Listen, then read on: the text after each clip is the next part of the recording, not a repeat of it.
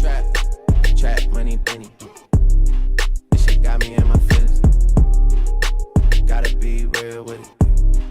Yeah. Kiki, do you love me? Are you riding? Hello everyone. First, let me introduce myself. My name is Nwaan. My nickname is Tip. My students call me Kru Tip. I'm teaching at Ban Nan Tong School. Today, I would recommend video to anyone who's interested in the book, who spend your free time with reading. Okay, let's enjoy this video. Go!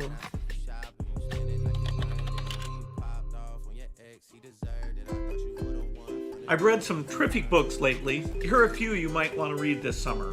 The Vital Question by Nick Lane.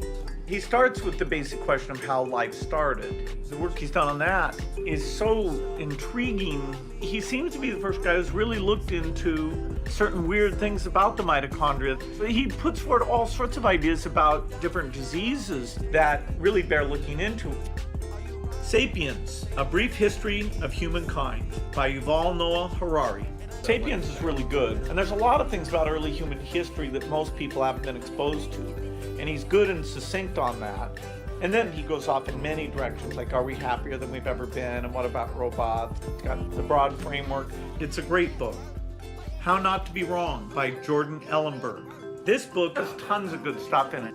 For a non-mathematician, he updates you about the world of math, what advances have taken place. His enthusiasm comes across. In math, if you don't kind of practice it, you get this attrition of your mathematical thinking. The Power to Compete by Ryoichi Mikitani and Hiroshi Mikitani. To me, Japan is fascinating. In the 1980s and 90s, the Japanese were just turning out engineering and doing great stuff. How did they lose their way?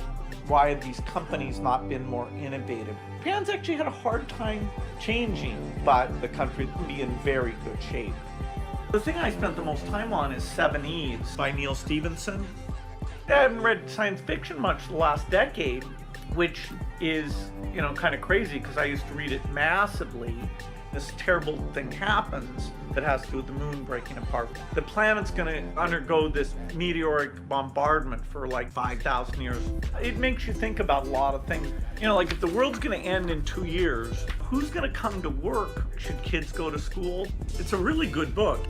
So those are some of the books I'd recommend this summer. I hope you find something you like.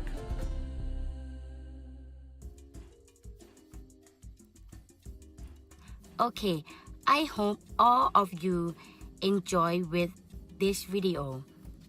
Goodbye!